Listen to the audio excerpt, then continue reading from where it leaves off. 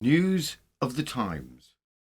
The wardrobe murder, the grim discovery in 1889, Bury. Bury, Lancashire, 1889. In one of the busiest streets of this thriving industrial town, a modest little furniture shop sat quietly among the noise and the traffic. And inside that shop, behind its drawn blinds and carefully arranged displays, a crime was unfolding that would horrify even the most seasoned detectives. A trusted manager, a missing businessman, and a locked wardrobe with a missing key. On the Wednesday morning, 30-year-old George Gordon, son of a respected Manchester furnishing family, walked into the Bolton Street branch to settle accounts with his manager, William Jukes. It was a routine visit, the sort he had made countless times before. By evening, he had vanished. By nightfall, his father was pacing in fear, certain that something was terribly wrong. Over the next 24 hours, everything became stranger. A telegram, supposedly from George, that didn't sound like him. A mysterious customer who never existed. And a cartman sent out of town on a fabricated errand. And inside the shop, the blinds drawn, furniture oddly shifted, and a manager whose story changed with every retelling. When the Gordons arrived in Bury the next day, they brought the police with them. A cellar with freshly lifted flagstones suggested one dreadful plan. A fire grate filled with a charred hat and papers suggested another. But the real horror lay in the kitchen, in a heavy wardrobe Jukes said had been bought by a lady from Rochdale. When the key could not be produced, they forced the door. What they found inside would settle and stun the town, dominate the northern newspapers, and ignite a case still chilling to read today. Tonight, we unravel the murder of George Gordon, a killing concealed with unnerving calculation, a body folded and hidden in a place no one expected to look, and a suspect whose composure held until the very moment of discovery. This is the wardrobe murder of 1889, a case of deception, desperation, and a trail of clues so blatant it seemed almost impossible the killer ever believed he could get away with it. Settle in. And in today's end of episode further particular segment, a midnight glow, a cellar door that opens itself, blankets tugged by invisible hands, and a ghost who, having been hanged, simply refused to clock off. Tonight's further particulars is a jail haunting with rather more initiative than usual. So, if you're comfortably settled, perhaps not too close to any wardrobes this evening, do join us as we step inside one of the most unsettling murder cases of Victorian Lancashire. A warm drink at the ready, lights dimmed just enough for atmosphere, popcorn optional, steady nerves recommended. Let's begin the show. Bury in Lancashire in 1889. To understand the shock this murder sent through the town, we first need to step into Bury as it was in the late 1880s, a bustling industrial hub where cotton mills rattled from early morning until long after dusk, and the streets were thick with workers, carts, and commerce. Bury in 1889 was prosperous, noisy, and densely built. Smoke drifted from tall chimneys, mingling with the smell of machine oil and wool. Market days filled Bolton Street and Silver Street with stalls, shouting traders, and women balancing shopping baskets on their arms. Electric light had not yet taken hold, so as evening fell, the town slipped into the soft orange glow of gas lamps, which cast long shadows onto narrow alleys and shop fronts. This was not a genteel spa town or a sleepy village. Bury was a place where every square inch of pavement was put to work, and Bolton Street, where the Gordon furnishing shop stood, was one of its busiest arteries. Furniture shops, pawnbrokers, drapers, public houses, and small mechanical workshops pressed shoulder to shoulder, each hoping to catch the attention of the ceaseless flow of patrons passing by. Behind these shop fronts lay cramped workshops, dust-laden storerooms, and staircases so steep they would have made a health inspector wince, had such a thing existed. Into this environment stepped our two central figures, George Gordon, visiting as part of his family's business rounds, and William Jukes, the man entrusted with running the shop. Being a furniture shop manager in 1889 was far from an easy post. It meant opening before the mill workers set out for their looms and closing long after they'd returned home. Stock, sales, instalment books, weekly collections, every penny and every chair was the manager's responsibility. Head office in Manchester or London relied entirely on the figures that were sent to them, and that trust could be fragile. Instalment payments came in a few shillings at a time, always tempting a manager to borrow when takings were thin. Many a manager told himself he'd put it back until the books no longer balanced. It was also a solitary job. No supervisor dropped by, no colleagues shared the burden. Under such pressure, long hours, tight margins, and complete autonomy, a man who feared discovery could feel the walls closing in, very quickly indeed. And in 1889, in one of those cramped upstairs rooms on Bolton Street, that pressure appears to have reached breaking point. And so, with tensions mounting inside that little Bolton Street shop, long hours, strained accounts, and a manager growing increasingly uneasy, the stage was set for one of the most shocking discoveries Lancashire had seen in years. From the Manchester Daily Examiner and Times, the 27th of September, 1889. Shocking tragedy at Bury. A Manchester man murdered. The body found in the wardrobe. A terrible murder, which had evidently been committed on Wednesday, was brought to Bury a little after noon yesterday.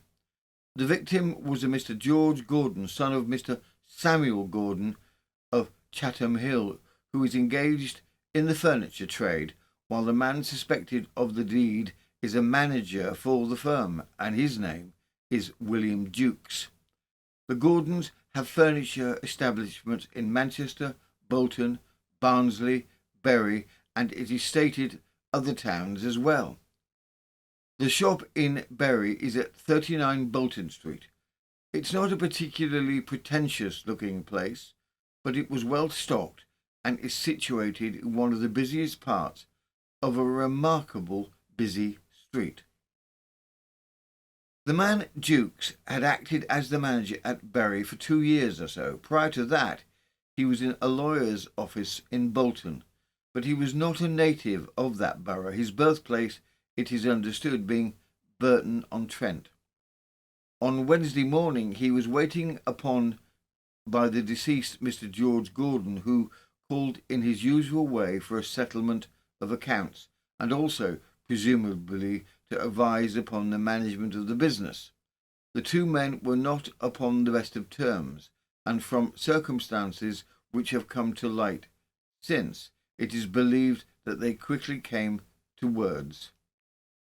Jukes had apparently postponed the visit as long as he could. In the strictly regular course, he would have been called upon every 5 weeks ago last Tuesday, but in consequence of his stating that he had a customer who was going to spend £50 to £60, and that this person would choose the goods at the Manchester shop where there was a better selection than in Bury, the visit was postponed. Week after week, the message came to Manchester that the customer might be expected on the following Tuesday, but the customer came not. The conclusion which was naturally formed from this was that Jukes, for some reason of his own, was playing a little trick to avoid the inevitable settlement with the Gordon family, owners of the shop. Jukes' behaviour on the Wednesday only deepened suspicions. That afternoon he sent the shop's cartman on what turned out to be a completely wild goose chase, delivering furniture to a Mr. Ulsted of Lime Tree House in Prestwich. Neither the man nor the address existed. The police later noted that this conveniently removed the only other employee from the shop for several hours, precisely the window in which they believe George Gordon was killed. Then came the telegram. A message was sent to Manchester, supposedly from George, claiming he had gone on to Burnley and would not come home until the next morning. Jukes admitted taking the telegram to the post office, although he insisted George had written it. The Gordon family were immediately uneasy. The wording didn't sound like him, and George, devout and dutiful, would never have stayed away on the eve of the Jewish New Year without sending a proper word. George's failure to return home that evening caused immediate alarm. The Jewish New Year had begun, a time no member of the Gordon family would willingly miss, and Mr. Gordon Sr. was soon convinced that something dreadful had happened. Unable to sit with the uncertainty, he sent a trusted associate, Fabian Goldstone, to Bury to make inquiries. When Goldstone found Jukes, the manager, and he offered yet another version of events, George, he said, had gone on to Burnley with a man and a woman, and had asked Jukes to send a telegram explaining the delay. It was the third contradictory explanation in less than a day. Goldstone stayed the night in Bury, and when he questioned Jukes again the next morning, the story shifted yet again. This time that George had been worried and had perhaps needed time away. To the Gordons and later to the police, a pattern had now become unmistakable. Every inquiry into George's whereabouts was met with a fresh lie, all of them designed to keep people away from the Bolton Street shop. By the following morning, the Gordons were no longer willing to rely on second-hand reports on Jukes' shifting stories. If answers were to be found, they would have to seek them in Bury themselves. And as they made their way towards Bolton Street, father anxious, brother of the missing son determined, events were already unfolding inside the shop that would later take on a far more sinister meaning. In the forenoon, Mr. Gordon Sr. and his son Meyer, now more than ever suspicious, went over to Bury themselves. Shortly before this, Jukes had got his lad to assist him, and bringing a wardrobe down the stairs, judging from its weight, the lad thought the wardrobe was empty, and at that time it is pretty certain that this must have been so. At all events, the body could not have been in it then. However, The lads saw nothing more, for he was dispatched to prepare for a cartload of furniture being sent to Rochdale and told not to hurry back. When the Gordons reached the shop, they found the blinds drawn, an odd and troubling sight for midday. Jukes offered no meaningful explanation for George's disappearance, so father and son marched him directly to the nearby police station to involve the authorities. There, Maya Gordon told Superintendent Henderson that his brother had been missing since the previous day, an absence made all the more alarming given the family's observance of the Jewish New Year. With Jukes standing by, notably calm, the police agreed to investigate and assigned Sergeant Ross and Constables Bremner and McClellan to accompany them back to the shop. The little group were not long in getting to Gordon's shop, and at once the premises underwent a very minute inspection.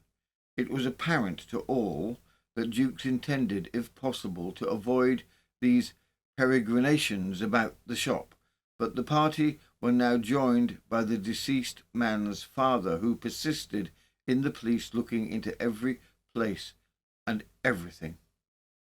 The Constable McClellan was asked to remain at the front door, and the shop proper was very carefully examined. These suspicions of foul play were all the more intense when Bremner picked up a screwdriver stained with blood, which was lying on the floor beside a wardrobe. The fact that the wardrobe was lying with its back to the floor instead of standing in an upright position did not seem to attract the attention of the persons in the room, inasmuch as the whole place was decidedly topsy-turvy, chairs and other articles being heaped about in a most confused fashion. Beyond the discovery of the screwdriver, the search in the shop itself proved fruitless, and then the policeman and the Gordons essayed to go upstairs. Bremner turned to Jukes at this point and asked him to follow them.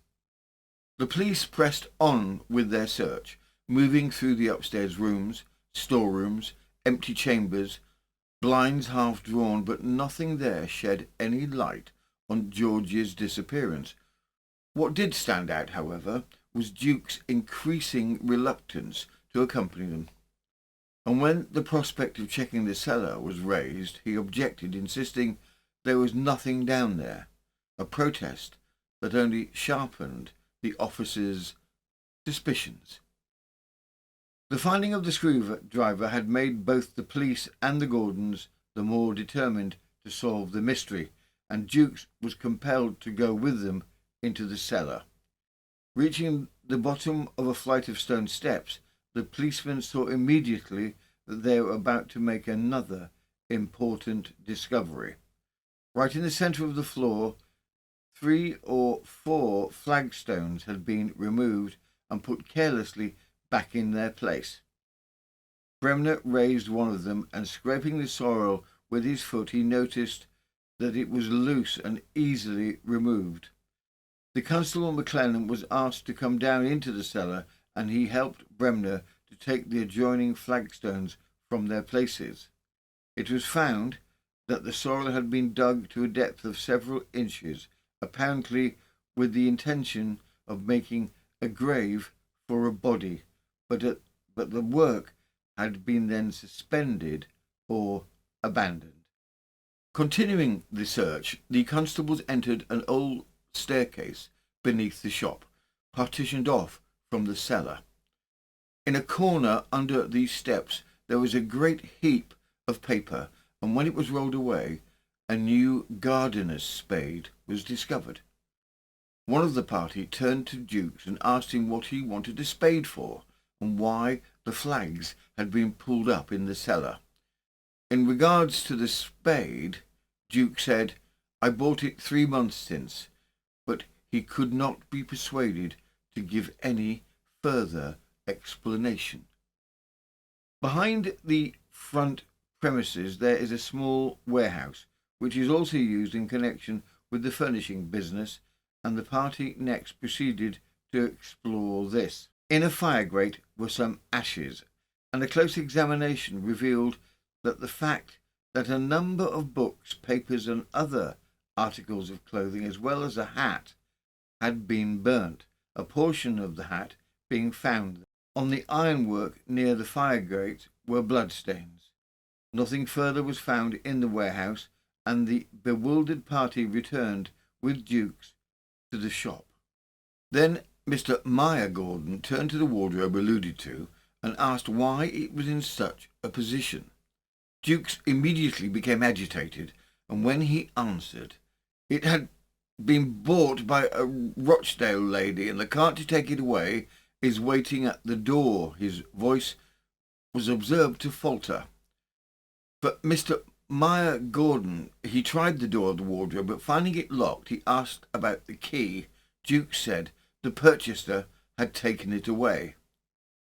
These evasive answers on the part of Jukes irritated Mr. Meyer Gordon a good deal, and in an excited manner he seized the door of the wardrobe and said if the key could not be produced, he would open the article without it. He tore the door open, and a ghastly spectacle was discovered. There lay the body of the missing man, doubled up, the legs being bent back, and the arms and head wrapped tightly in an old sack which was soaked with blood.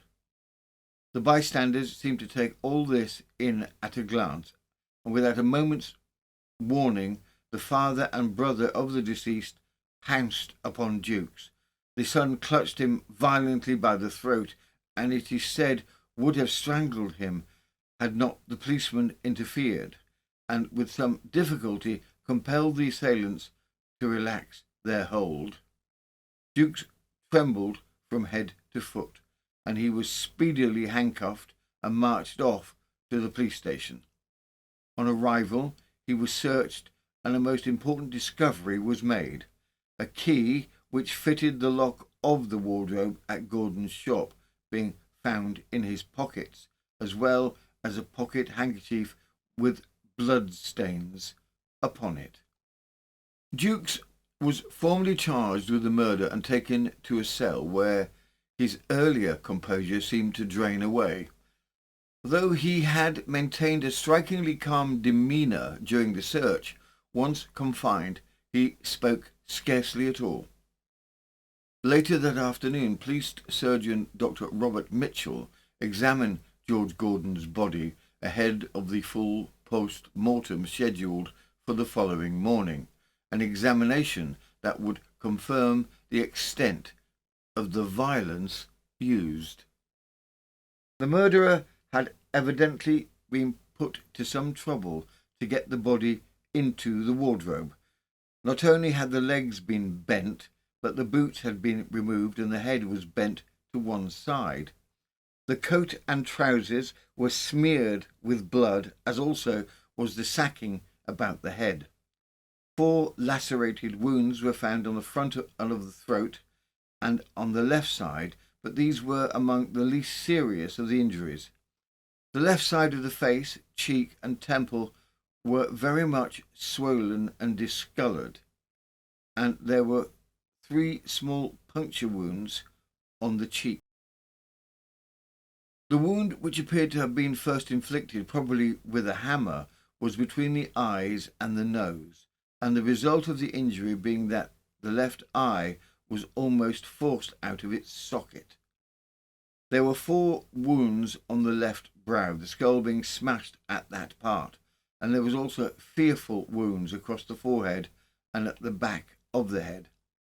Here it may be mentioned that when the body was discovered, a short, heavy, blood-stained hammer wrapped in canvas was found in the wardrobe. Dr. Mitchell is of the opinion that the victim of the murder was killed sometime on Wednesday afternoon. Jukes himself was a young man of 28, solidly built, light-haired, and in good health. His wife hurried from Manchester when news of his arrest reached her, shocked yet unable to say whether he could mount any defence at all. Their home on Paradise Street, where the couple ran a small confectionery business, proved bare and unremarkable. Police found nothing there to advance the inquiry. What did emerge, however, was a picture of a man who had moved restlessly from job to job. Former employers in Bolton recalled him as steady enough, though inclined to wander. Over the years he had passed through legal offices, chemists, ironworks, commission agencies, sewing machine companies, and finally the furnishing trade. A checkered path, and one which, in light of the murder, would be examined afresh. The Gordon Furnishing Company itself is composed of Samuel Gordon, the father, George Gordon, and Maya Gordon.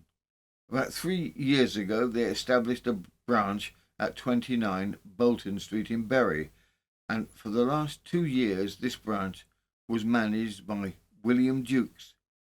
The murdered man, who would have been 30 years of age next Sunday, was a widower with a small family.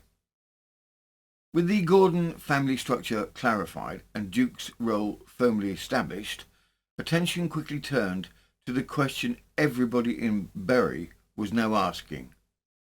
Why? George Gordon, a young widower with children depending on him, had visited the shop for nothing more than a routine settling of accounts. Yet before the day was out, he was dead and his manager under arrest. As this shock rippled through Bolton Street and beyond, fresh reporting began to hint at what investigators increasingly suspected, that the roots of his crime lay not in sudden passion, but in money, and in a set of accounts that could no longer withstand scrutiny. For weeks, Jukes had stalled the regular settling of accounts with tales of a lucrative order that never appeared. On the day Gordon arrived to force the issue, Jukes engineered the removal of witnesses, dispatching the shop boy and a carter to deliver goods to a fictitious customer in Prestwich. Gordon was not seen alive after they left. When the men returned, Jukes closed the shop early and claimed he was off to the theatre, and by Friday he stood in the police court formally charged with murder. From the Empire News and the Umpire, the 29th of September, 1889, Bury murder. Latest details concerning George Gordon's terrible death. Money matters supposed to be at the bottom of the crime. The chief witness examined was the boy Tootle, who said that when he returned with the cart from Prestwich on Wednesday, at all submerged times on that day, when he was going into the shop or kitchen, the prisoner prevented him from doing so by meeting him in the entry. He was sent away at 6:20 on that evening instead of 8, his usual time. Early Thursday morning, the prisoner called at his lodging, saying that he must be at the shop early, as some things had to go away. Witness noticed nothing strange in the shop. He assisted the prisoner to put a new lock upon the wardrobe, which he did not see again until after the prisoner was arrested. The prisoner kept him occupied all that morning in the yard and outhouse, and occasionally sent him on errands. Alfred Hindle, assistant to Mr. Shaw, the ironmonger, proved that the prisoner had bought the lock of the wardrobe and the chisel, which was found on Thursday, from him. Jukes' movements on the night of the murder were murky, but a light was seen burning in his Paradise Street home at 1 o'clock in the morning. A late edition Manchester newspaper from that same night later turned up inside the house, suggesting he had not slept much. Back at the shop, investigators uncovered signs of a hurried clean-up. Blood on the hearthstone had been coated with whitening, and other stains, along with hairs, had been hidden beneath a smear of black varnish. This matched the testimony of young Tootle, who recalled that on Wednesday evening Jukes asked him to fetch whitening and a bottle of black varnish. The boy managed only to obtain twopence worth, but it appeared to have been enough for Jukes' grim purchase. Jukes' behaviour in the hours after the murder drew attention. A friend encountered him around 7 o'clock on Wednesday evening near the passage behind the shop. His hat was askew, and when asked if he had been doing some heavy work, Jukes brushed it off with a casual, nothing particular, although he seemed eager to avoid conversation. When questioned about the shop boy, he claimed the lad had begged the evening for himself. In the days leading up to the murder, Jukes had been noticeably troubled over money and, according to some, drinking heavily. By 11 o'clock on Thursday morning, with George Gordon already missing, he was seen in a Castle Street public house, buying drinks and quietly reading a newspaper. During his first night in custody, he barely slept, took coffee in the early hours, and refused breakfast. Whatever bravado he might have appeared to possess during Thursday morning and at the time of his arrest, it had deserted him when he was taken into court on Friday, where he was remanded for a week, for his appearance there was that of thorough dejection. He rarely glanced at the witnesses either before the magistrates or at the inquest, but remained leaning over the front of the dock with downcast eyes. More about yesterday's discoveries. Inspector McQueen has researched the premises where the murder was committed.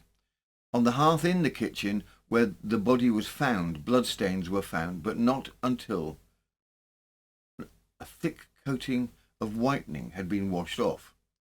There must have been a pool of blood on the hearthstone.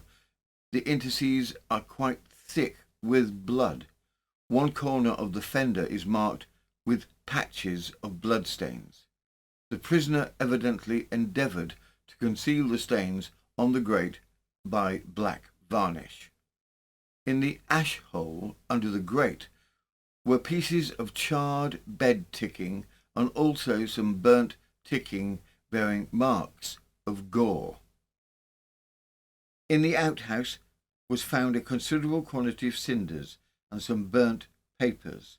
A close inspection of the papers showed that the printed matter on it had not been eradicated.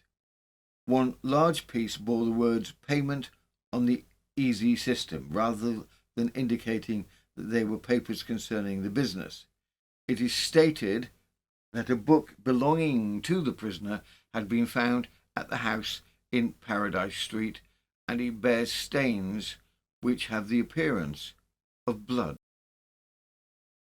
Another correspondent states that the pieces of charred bed ticking found in the fire grate are supposed to have been used by the prisoner in drying the blood of the murdered man.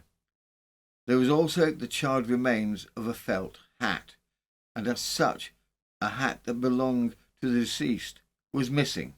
It is supposed that the prisoner had burned it. Part of the charred papers found in the grate appeared to be portions of an account book.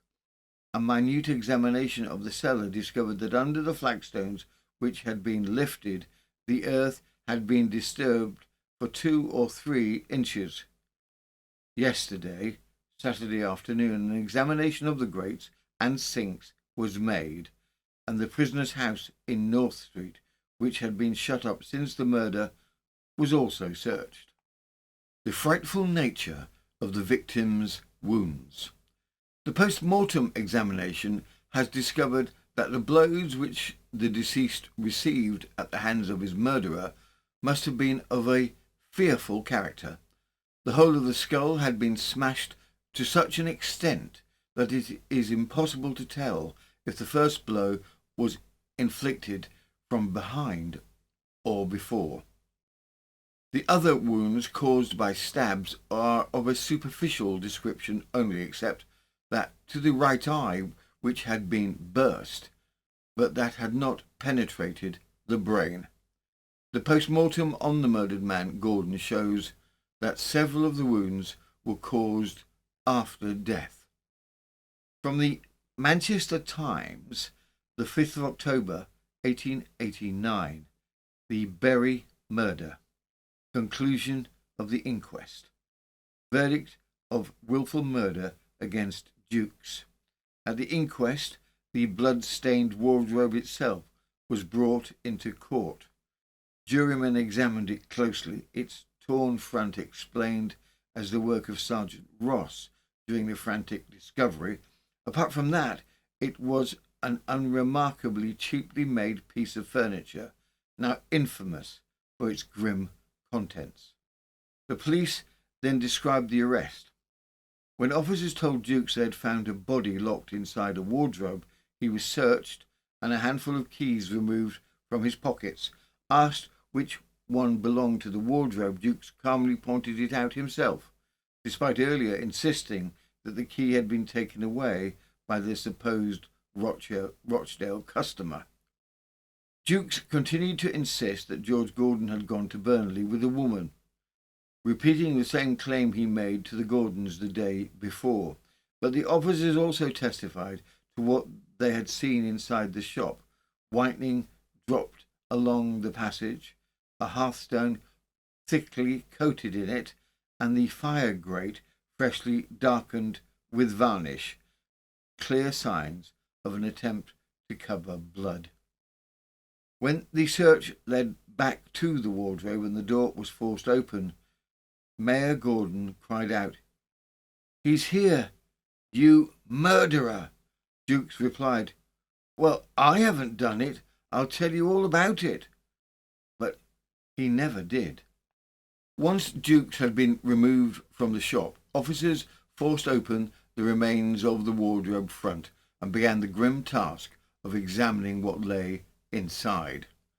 George Gordon's body was found crammed face down, his neck twisted unnaturally to one side. His head had been wrapped tightly in two flock bags, drawn beneath the arms and tied at the back, and then covered with a hearth rug and scraps of cloth. Beneath him were more rugs, oilcloth, and pieces of sacking, all soaked through with blood. When the officers lifted the coverings away, they found the dreadful injuries already described by Dr. Mitchell. A heavy blood-stained hammer was recovered from beneath the body, and a second sharp-pointed hammer was later found in the scullery. Gordon's boots and overcoat were also inside the wardrobe, along with papers stained with wet blood. Later, Dr. Mitchell examined the clothes Jukes had been wearing when arrested, and although the prisoner insisted he knew nothing of the murder, both trouser legs bore several small, dried blood spots, enough, the doctor testified, to raise serious suspicion. This concluded the evidence, and the coroner shortly summed up the case. After an absence of a quarter of an hour, the jury returned into court with a verdict of wilful murder against Jukes, who was committed for trial upon the coroner's warrant. He said that he reserved his defence.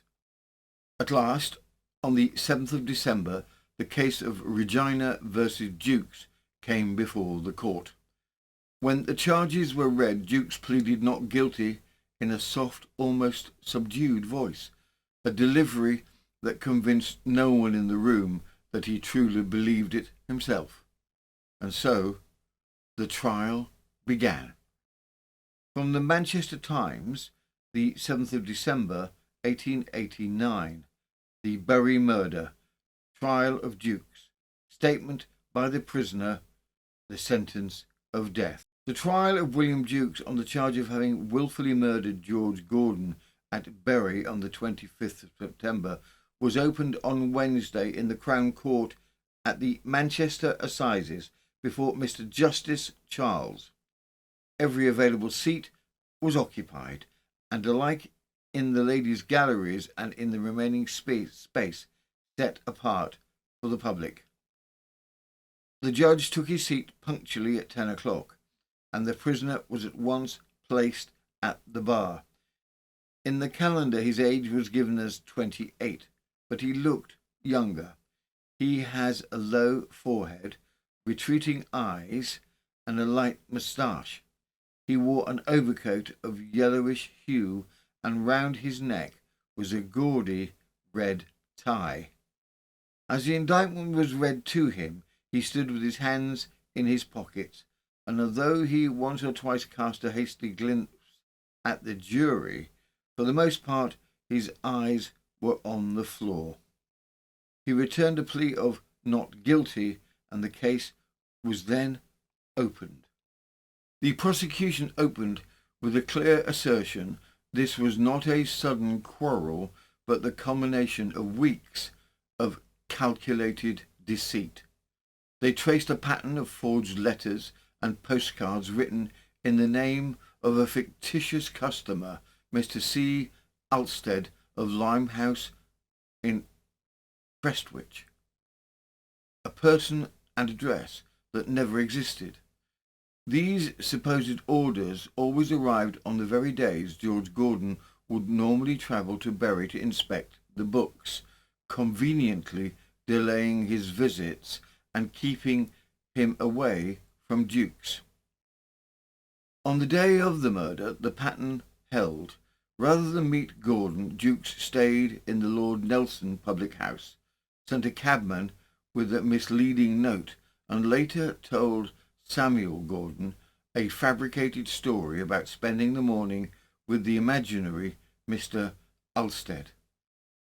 Throughout the afternoon he removed staff from the premises. The errand boy and a carter were dispatched to deliver furniture to yet another non-existent customer, leaving the shop empty when George Gordon was last seen alive.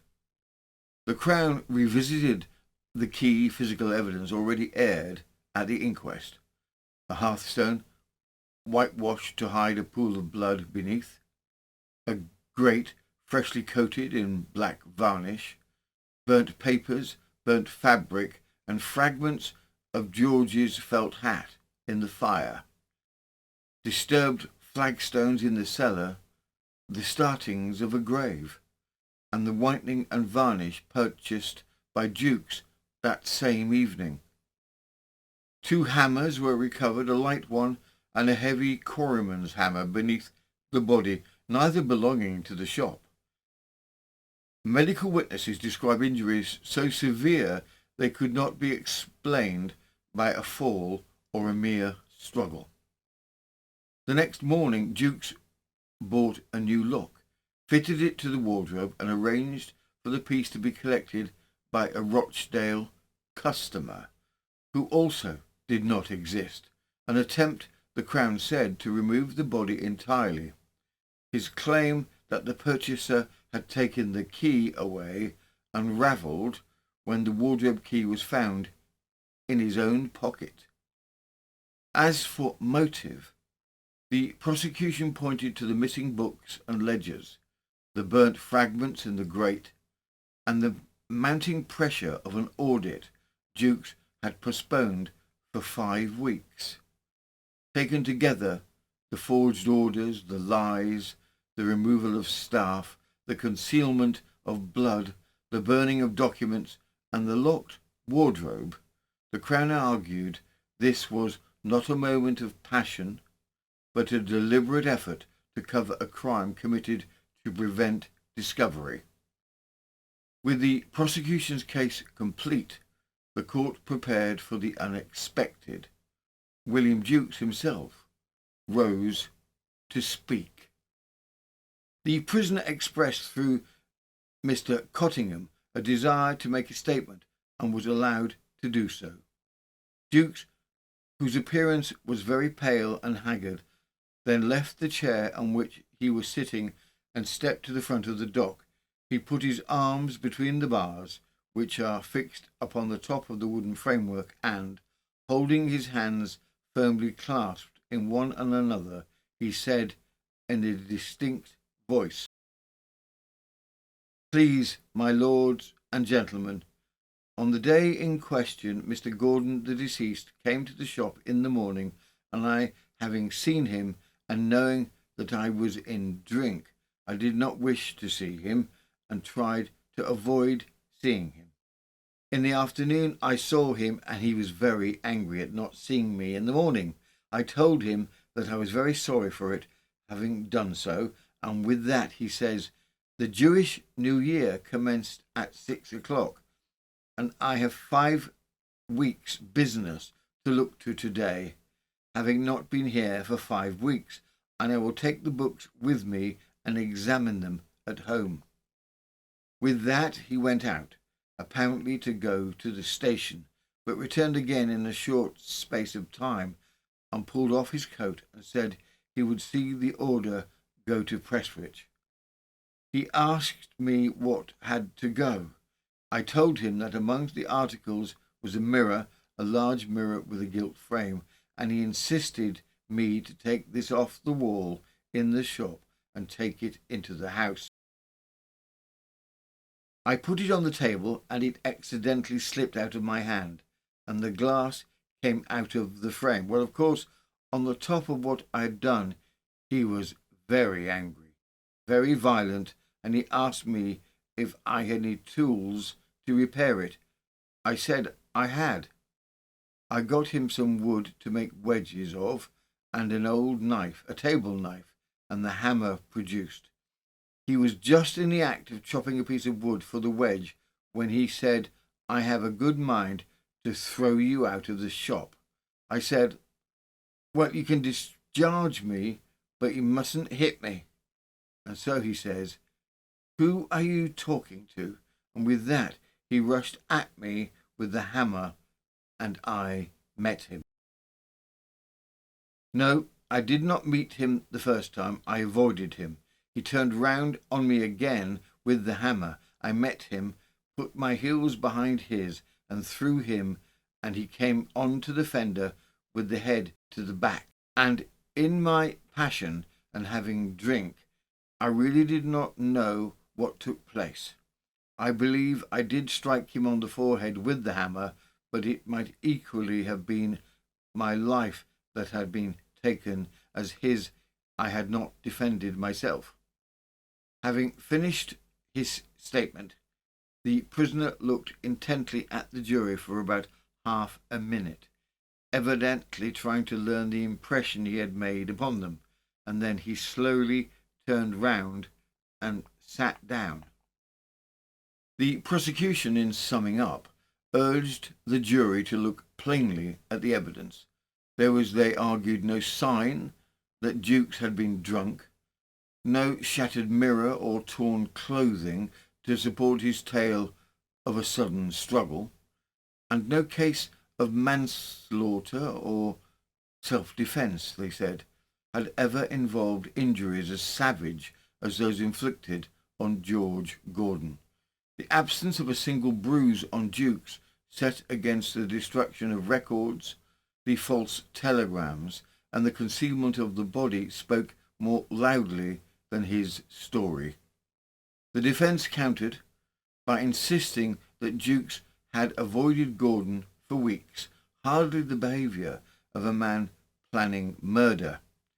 He feared his employer's temper, they said, and when the quarrel erupted, it was sudden, chaotic, and unplanned.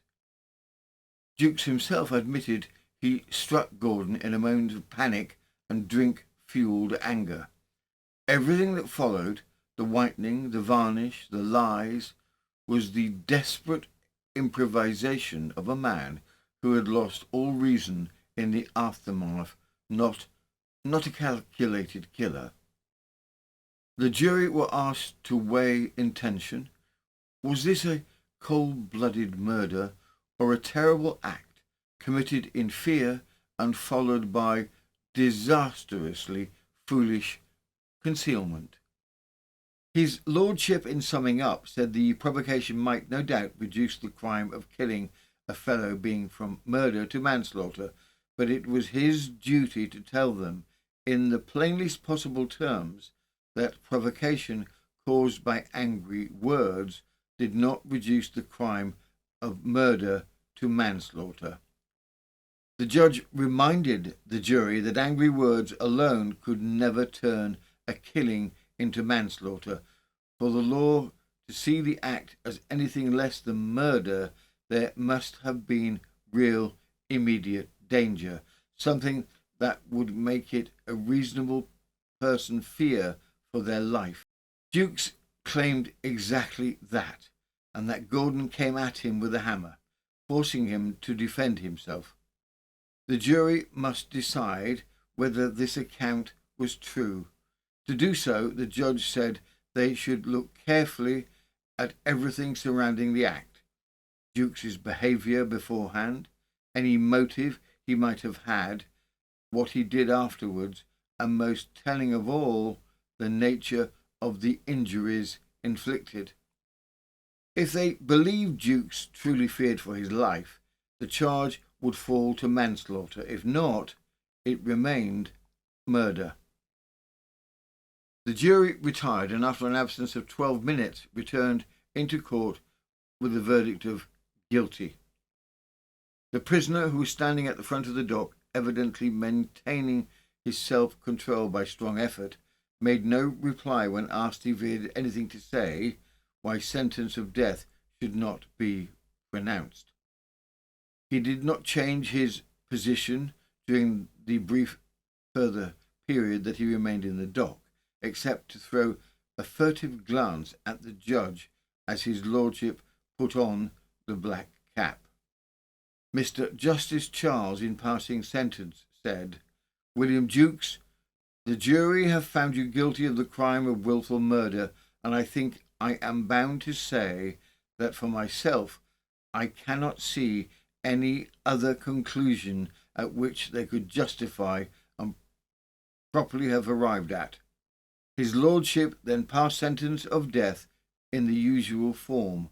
The prisoner walked steadily from the dock. In the end, the jury found no truth in Jukes' account of self-defence. The layers of deception, the false orders, the burnt papers, the whitening and the varnish, the hurried lock on the wardrobe outweighed his soft-spoken plea. The verdict was murder. There was no reprieve. And on the morning of the 24th of December, 1889, within the walls of Strangeways Jail, William Jukes was executed. A grim Christmas Eve for a man whose downfall had begun not with violence, but with a long chain of evasions that, step by step, closed every door around him. George Gordon was laid to rest by his family, leaving behind children who would grow up without their father. And in Bury, Bolton Street returned to its usual clamour, carts passing, shop shutters lifting, but the memory of the wardrobe and its terrible secret lingered far longer. Another case from the Victorian record, grim in detail and sobering in its clarity. How quickly a desperate lie can turn into something far worse. Further particulars. Tonight's further particulars takes us, as ever, to that curious corner of Victorian journalism where the improbable becomes entirely routine. And in this week's offering we find a New Jersey jail facing a most inconvenient administrative issue. A ghost who refuses to accept that execution is the end of his contractual obligations. Naturally, bedclothes are pulled, water is turned on, and a German prisoner is left wondering why he didn't request a different cell. As hauntings go, it is remarkably hands-on. From the Illustrated Police News, 10th of April, 1875, a genuine jail ghost. It has been a popular supposition that by hanging a man we effectively get rid of him. But this, like many other old world ideas, seems destined to be exploded by discoveries in the New World. We learn from the New York Times that Hackensack in Bergen County has a sensation in a genuine ghost, which haunts the county jail and creates the utmost consternation and alarm among the prisoners and other inmates. The spirit has been recognised as that of John W. Avery, the young man who was hanged in the jail on June the 28th, 1872, for murder. A prisoner named Wallace, who was confined in the jail in October last and who was familiar with Avery, affirms that his spirit appeared one night and was distinctly seen to walk around one of the tiers and pull the bedclothing of a German prisoner who was confined in the cell formerly occupied by Avery. The German, who is still a prisoner, confirms the story, and many persons who visited Avery now remembers that he made a solemn promise before his death to revisit the jail after his execution. The phenomenon occurred about midnight on Sunday, and there is no doubt that the utmost consternation and alarm prevailed among the prisoners on that night. As is customary in all well-regulated ghost stories, the clock had just ceased striking 12 when soft, unnatural light filled the whole interior of the jail and awakened all the prisoners.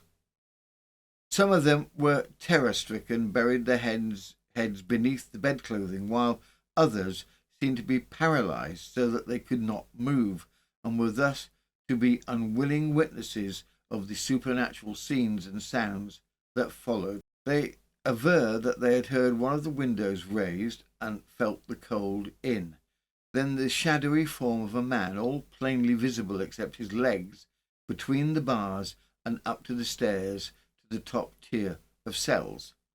The figure stopped in front of the cell which had been occupied by Avery, and had opened the door, entered. The opening and closing of the door was heard. After the lapse of a few minutes, the figure reappeared, and its footfalls on the steps as it descended again were distinctly heard. The figure passed around all the tiers of cells and then floated down to the washroom and was heard to turn on the water. Finally, the ghost returned to the window and disappeared as it had entered, and the bluish light gradually faded away. It is rather irregular for a ghost to enter by the window, but perhaps Mr. Aver was in his lifetime a burglar as well as a murderer. He, however, follows the usual ghostly rules of frequenting just those places which are most unpleasant. That concludes the wardrobe murder of 1889.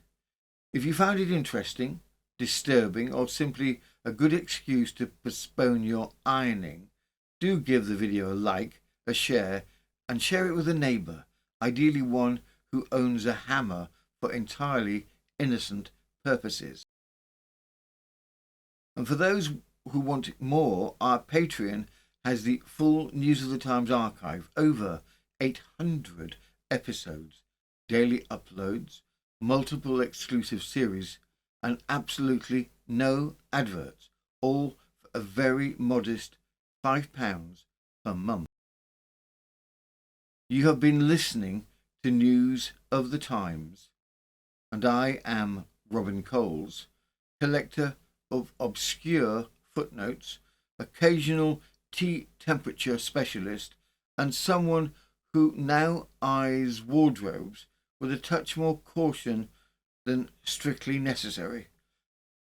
And if you're the last one out, please check the lights, and whatever you do, Don't leave the wardrobe ajar. It unnerves the rest of us.